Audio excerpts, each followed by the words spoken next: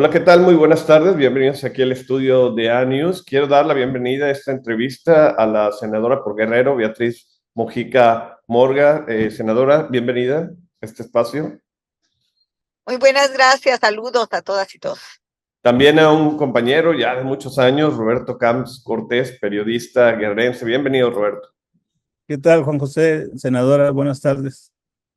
Buenas tardes. Senadora, pues nos interesa conocer su opinión en torno a la reforma judicial que dio paso por fin ayer. Vimos en su voto cómo se lo dedicaba a las mujeres guerrerenses, a los niños, al pueblo de Guerrero, a las niñas de Guerrero. Senadora, pues su opinión, su postura al respecto. Bueno, creo que el día de ayer se dio un gran paso, muy importante, histórico. Es una reforma que de una gran trascendencia, yo diría que es la reforma más importante de los últimos años, y que es muy importante el avance en torno a la justicia. Ese es un poder que se ha reformado muy poco y que hoy con esta reforma pues tenemos la confianza de que habremos de construir un modelo que fortalezca la República, que fortalezca al propio Poder Judicial, pero sobre todo que le dé acceso a la gente a la justicia, porque ahí es donde estamos atorados, Monte, en términos de que en un estado, en un país donde tenemos 98% de impunidad, es decir, solo se atienden 2 de cada 100 casos que se presentan en torno a temas de acceso a la justicia, pues tenemos altos niveles de impunidad.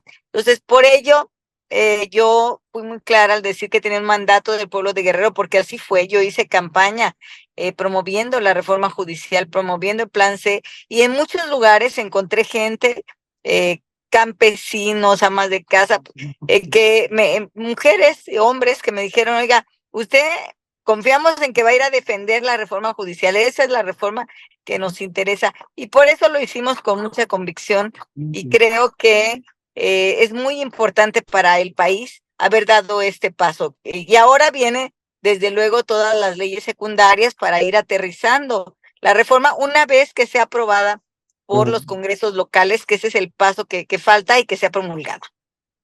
Oiga, senadora, había temor que más que era un temor infundado, ¿no? Ciertas molestias en torno a muchos huecos que pudiera tener esta reforma al Poder Judicial y que pudiera dejarlo a merced de, pues, de las decisiones de Morena. La realidad, digo, en mi opinión, pues así fue con el PRI durante muchísimos años, ¿no? Tres poderes completamente subyugados al partido reinante. Pero en este momento volvemos a repetir la misma historia, son temores infundados, es la oposición dando patados de ahogado. ¿Qué estamos viendo ahorita en la reforma, senadora? Mira, la oposición ha dicho muchas mentiras, muchas mentiras. Yo ya no alcancé a pasar ayer al debate, porque fue un debate muy largo. Ya llegó un momento en que todas las reservas fueron retiradas, porque ya prácticamente habíamos agotado, ya estábamos redundando, pero te quiero decir que han dicho muchas mentiras en torno a que si la elección en Morena se va a apropiar de todos los espacios. O sea, yo diría, la oposición también tiene, o hay muchos ciudadanos honestos, probos, que pueden hacer carrera en el Poder Judicial. No es que Morena los va a poner. Es importante tener mucha claridad en eso. Esto abre posibilidades, incluso para los trabajadores del Poder Judicial. Hoy te quiero decir que el Poder Judicial no se, la carrera judicial no se va a trastocar porque está establecida. No se trata de eso la reforma, se van a garantizar los derechos laborales, pero también hay que decirlo muy claro, hoy en día hay 20, 30 personas que pasan en cada circuito, que pasan los exámenes para ser jueces, pero pasan los exámenes, pero no son jueces, ¿no? Porque ¿quién decide? Pues decide el magistrado en turno o el ministro en turno, y al final del día le deben el favor a alguien, o sea, ocupan una palanca para poder entrar, y eso es muy claro. Entonces, ¿cómo rompes ese dique? Pues que sea la gente la que defina quiénes son los jueces y magistrados.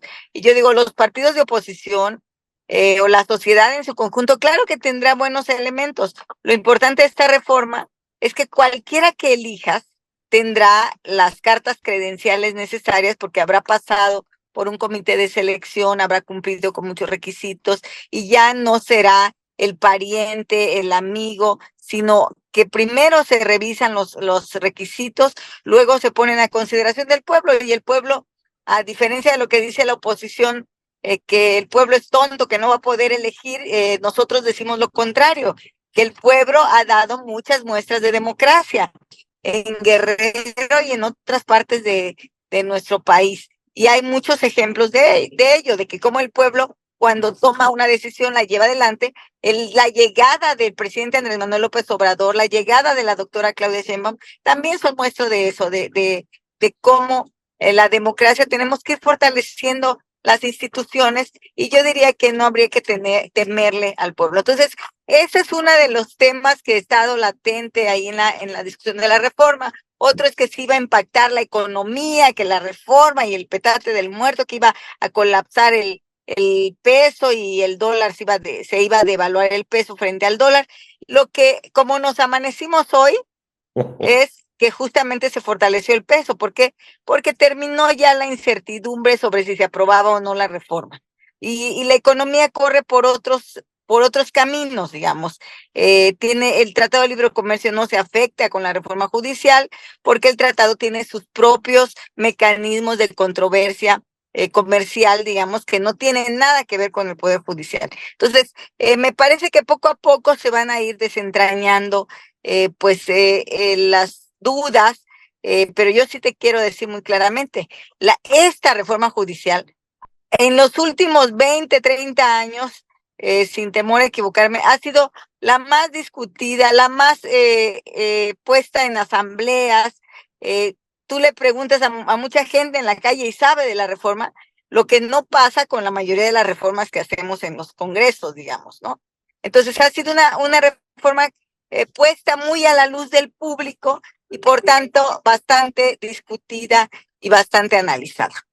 Bien. Y claro, como toda ley tiene faltantes en términos de que toda ley es perfectible, pero esa es justamente la tarea que sigue, avanzar en las reformas secundarias. Claro. Roberto. A ver, sí, bueno, uno de los saldos de esta catártica sesión de el martes es un Congreso, es un Senado enfrentado, polarizado, y que pues los opositores también, aparte de decir mentiras, como las dijo el presidente de la mesa directiva, también hicieron propuestas y bueno, la pregunta sería si se puede recomponer, escuchar a las minorías, incorporar y poder trabajar en una reforma, en las reformas secundarias, pero no solamente con la visión de Morena. ¿Crees que es posible esto, senadora? Sí, claro que sí, y también te quiero decir otra cosa, es una gran mentira de que no fueron escuchados ni incorporadas sus propuestas. Hay 100, o sea, la propuesta original del presidente, o más bien dicho, a la propuesta original del presidente se le hicieron 100 modificaciones a propuestas del partido de oposición o de ministros o de los foros que hizo formalmente la Cámara de Diputados. O sea, sí hubo cambios. Porque han dicho que no se le cambió ni una coma ni nada de eso. Sí hubo cambios, una mesa instalada entre el Senado y la Cámara de Diputados para darle seguimiento, de tal manera que cuando llegara a la Cámara de Senadores, pues ya no hubiera necesidad de hacerle cambios. Ya se habían hecho cambios en la propuesta original del presidente de la República. Me parece que la polarización que se dio, más que en torno a la propuesta, es en torno a una visión equivocada de fortalecimiento electoral de los partidos de oposición, porque cuando tú revisas, no hay propuestas específicas, simplemente les dicen que no les gusta, que no, que va a ocasionar un caos, pero no fueron capaces de armar una propuesta sólida alterna. Y eso creo que es muy importante decirlo, como tampoco fue capaz el Poder Judicial de armar una propuesta sólida alterna y a tiempo. Lo que presenta la ministra Piña, por ejemplo, Exacto. es un diagnóstico de los faltantes que tiene el Poder Judicial, pero en ningún momento presentaron una propuesta que dijera, esto no me gusta así, pero tiene que ser así, A, B, C, D, como se presentan las propuestas legislativas. Y además lo presentan de manera muy tardía, pues ya se había aprobado en la Cámara de Diputados, ya no había mucho que discutir, y ya estábamos a mitad del proceso en la Cámara de Senadores, es decir, ya estábamos en comisiones aprobada cuando llega la propuesta de la ministra Piña. Entonces, que no es una propuesta, muy claramente, es un diagnóstico de los faltantes del Poder Judicial. En lo que todos coinciden o coincidimos es que era urgente y necesaria una reforma judicial, que si le falta, que si le sobra, que si puede crear incertidumbres, bueno, ese es otro momento, digamos. Lo importante es cómo das el primer paso. Ahora tendremos que ir a reformar las fiscalías, los defensores de oficio, los temas de seguridad. Es decir, tendrán que venir toda una serie de reformas de acompañamiento, pero ya se dio el paso más importante, es que poner en la Constitución pues la reforma del Poder Judicial, que había tenido siempre un dique insalvable. Solo agregar, Juan José, que Adelante, Roberto. sí me pareció interesante en la discusión del Senado esto que menciona la senadora, de que tienen en el radar el funcionamiento de las fiscalías, el sistema de prevención del delito, los penales, todo. O sea, que no es suficiente la reforma del Poder Judicial para atender los urgentes problemas de la inseguridad, y que pues es un circuito que se debe complementar y es lo que viene. Exacto. Senadora, precisamente, bueno, le quería hacer dos preguntas en torno a algo de lo que usted acaba de decir. Esta oposición que podría haber sonado intransigente en algunos momentos, pero por otro lado, por ejemplo, casi todos los medios nacionales en su primera plana hablan de una aplanadora de Morena. El Financiero, para verse más fino, le puso bulldozer, pero hablan también de un Morena que iba con todo y a lo que iba. Como que en este momento tenemos una configuración política, deje usted ser la mayoría o la minoría, pero dos fuerzas o muchas fuerzas completamente encontradas y tan cerradas que es difícil encontrar ese punto de diálogo. Esa es una cosa que le quería preguntar, o sea, esa visión que hay de que están completamente enfrentados. Y por el otro lado, así como Roberto le preguntaba acerca de las minorías, yo le quería preguntar, ¿habría también la posibilidad de que se abriera el diálogo directamente con los actores del Poder Judicial, que van a verse pues, los afectados o beneficiados con esta reforma, para escucharlos? Y tiene razón en cuanto a lo de la ministra Norma Piña. Fue un diagnóstico enviado ya muy tarde. Yo creo que cuando vio que esto ya estaba perdido, se le ocurrió escribir y mandarlo. Creo que si lo hubiera hecho mucho antes, hubiera podido incluirse, ¿no? O abonar al contenido de esta reforma, pero yo coincido con usted en que este documento pues ya llegó tarde. Sí, mira, decirte que en torno al Poder Judicial, que el diálogo está abierto, desde luego que ahora lo que resta es cómo se va a aterrizar la iniciativa, cómo se van a aterrizar las reformas, y desde luego que se tendrá que mantener un diálogo, incluso con el INE, para ver cómo va a ser toda la elección. Te quiero decir que hubo ministros que hicieron en su momento propuestas.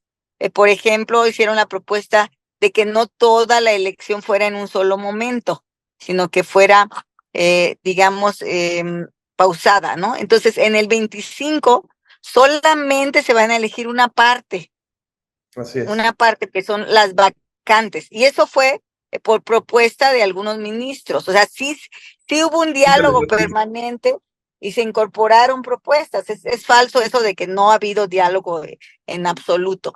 Como hubo diálogo con los jóvenes estudiantes que estuvieron en la Cámara de Senadores, porque nuestro presidente del Congreso, de la Cámara de Senadores, lo recibió, o sea, tuvo un diálogo con ellos habían acordado con él que permitirían la discusión en la sede del Senado, porque hay algo que es muy claro y que de repente la oposición no termina de entenderlo, piensan que seguimos en campaña. Es que ya la gente votó, y la gente, los mexicanos, le dieron a Morena un respaldo más allá de la mayoría simple, digamos. Le dieron la posibilidad de tener mayoría calificada. Y esto es muy importante. Podríamos discutir sobre que si el voto del Senado, que si era o no era. Lo cierto es que en la Cámara de Diputados tenemos mayoría calificada.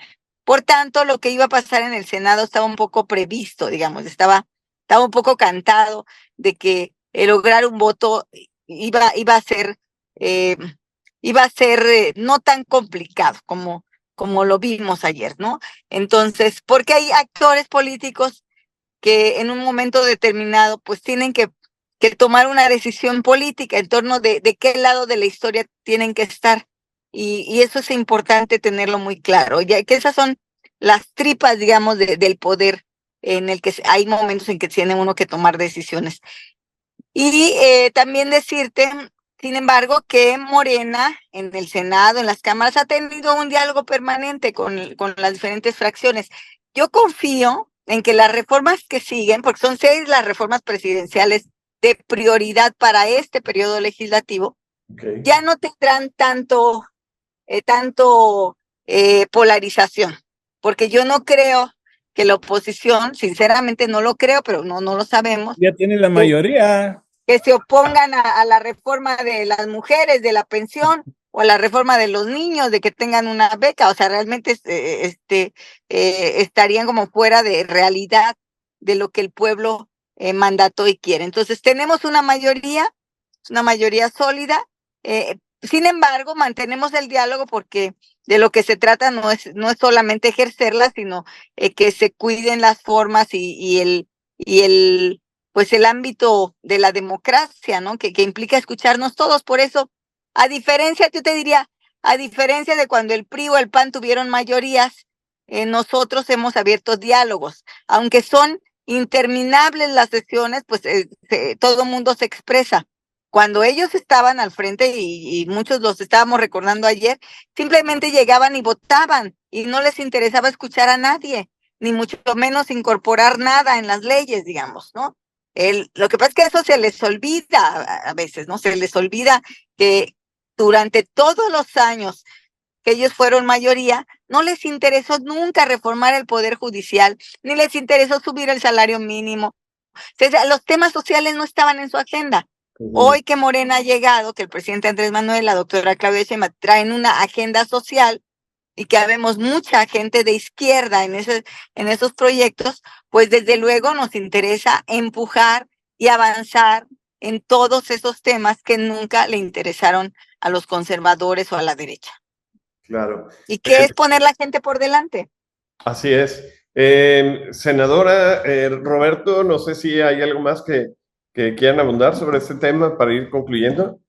Sí, pues yo por último diría que las formas cuentan y para mí fue muy desagradable atestiguar el tema del senador en Campeche y bueno, lo que haya decidido Yunes y los acuerdos que haya hecho, pues también generan una mancha en la histórica sesión y la forma en que obtiene la mayoría calificada Morena, pues para mí deja mucho que desear, con todo respeto, senadora. Mira, yo ahí les diría que que es importante, que lo más importante para nosotros era lograr la reforma judicial. Yo conozco a Yunes, platiqué con él el día de ayer y justo me platicábamos de la importancia de que hay momentos en la historia política de muchos actores en los que se tienen que poner del lado de qué lado quieren estar, si del lado del pueblo, que son las mayorías, o de digamos, de una oposición que no está entendiendo que ya no es mayoría, que es oposición y muy disminuida. Entonces, en ese sentido, pues ellos tomaron sus decisiones. Yo les quiero decir muy francamente que durante todo el día tuvimos una serie de mentiras sobre si estaban retenidos, sobre si estaban encarcelados, lo cual no era tal, se pudo corroborar. Y ellos, los actores políticos, toman sus decisiones, toman sus definiciones. Me parece que en estos momentos lo más importante para nosotros, para mí en lo particular, es que la reforma judicial haya tomado su cauce, haya sido realmente aprobada, cumplidos todos los requisitos, digamos, porque va a ser una reforma muy importante. Yo estaba leyendo, me estaba preparando, ya no tuve oportunidad de pasar a la tribuna, pude participar en las sesiones de la comisión, pero pude revisar la discusión que se dio en el 27, en el 17, cuando se hizo la Constitución. Y entonces la discusión entre los conservadores y los liberales fue muy interesante porque los conservadores, que fue como lo que vimos ayer, decían que esa reforma no servía, que cómo íbamos a ponerle derechos a los trabajadores, que cómo íbamos a reformar el artículo 27, que por qué la educación iba a ser gratuita. ¿Sí me explico? Todos los avances sociales fueron cuestionados en ese momento porque decían que éramos los únicos, que no había ejemplo en el mundo sobre una reforma de ese tipo. Y bueno, y además decía la derecha que era una reforma bolchevique, por ejemplo, ¿no? O sea, que los bolcheviques se habían apoderado de la izquierda, pues quería proponer esas cosas. Al paso de los años y la historia nos le dio la razón a los constituyentes del 17, porque nuestra constitución se volvió en un referente internacional, era la constitución de avanzada, ¿por qué? Porque previó los derechos sociales. Entonces, hoy en día, esto que parece todavía con ciertas incertidumbres, puede volverse un referente también, como somos un referente en la paridad en el mundo también, en términos de que no todos los congresos en el mundo, no todos los países tienen paridad, incluso los países de Europa muy avanzados democráticamente no contemplan la paridad, tienen muy pocas mujeres participando. Nosotros lo tenemos en nuestras leyes, es decir, México tiene que seguir avanzando en cosas que son necesarias pensando en el pueblo, no en solamente lo que les vaya bien a gobiernos extranjeros o lo que algunos piensan, sino cómo de verdad atiendes las necesidades del pueblo. Bien, pues ahora sí que la culpa de Yunes la tuvo el PAN, ¿no? Por dar la senaduría, pero bueno, sería otra historia. Oiga, senadora, pues muchas gracias por estos minutos, por esta entrevista. Aquí tiene su espacio, senadora, si no le dan los 10 minutos allá en tribuna, pues mándenos video. Aquí le esperamos. Aquí se los Cortés, muchas gracias por acompañarnos también. Gracias. Muchas gracias. En unos momentos nosotros vamos a irnos a reunir, ya estamos en camino con el presidente Andrés Manuel, que se va a reunir con las fracciones parlamentarias de Morena y de la coalición. Gracias. Gracias. Ya les di una noticia reciente. Una primicia. Muchas gracias, hasta luego. Gracias a usted, senadora, hasta luego.